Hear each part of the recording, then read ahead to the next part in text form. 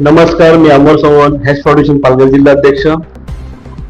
26/1/2026 म्हणजे 26 जानेवारीला संजय वर्मा आणि धडा हॉस्पिटल, संजय वर्माला हॅश फाउंडेशन पालघर जिल्हा अध्यक्ष तसेच स्थानिक पोलीस स्टेशन पालघर यांच्या सहाय्याने आपण त्यांना डिस्चार्ज देण्यात आलं.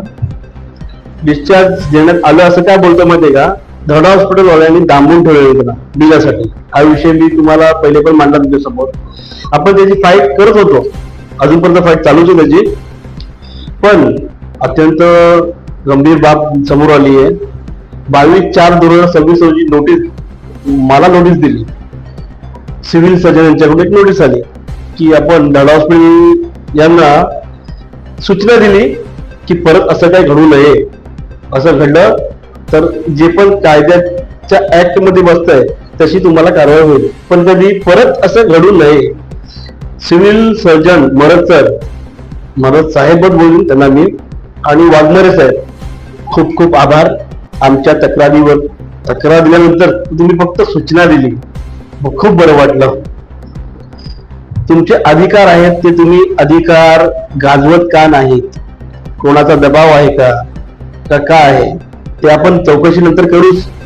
याचा पाठपुरावा जर त्यांनी सोडला असेल, हॅश फाउंडेशन पालघर जिल्हा अध्यक्ष म्हणून आणि माझी पूर्ण टीम वर्मा फॅमिलीला जोपर्यंत न्याय भेटत नाही ना तोपर्यंत मी धडा हॉस्पिटलला सोडत नाही. हे काय क्षुल्लक गुन्हा आहे का छोटा मोठा? अरे 2-2 दिवस तुम्ही पेशंटला दाबून ठेवतात, त्यावर दादागिरी करतात.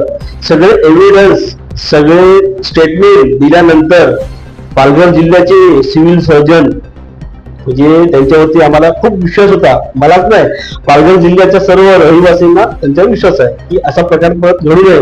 मग आपण त्याची मदत मागण्यासाठी गेलो की या हॉस्पिटलवरती कठोर कारवाई व्हावी साहेब.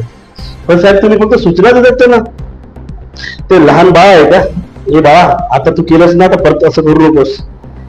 त्यावेळेला त्या आईला ज्या वेदना झाल्या ना साहेब, त्या वेदनेसाठी ना आम्ही उभे होतो इकडे बघायला स्वतः.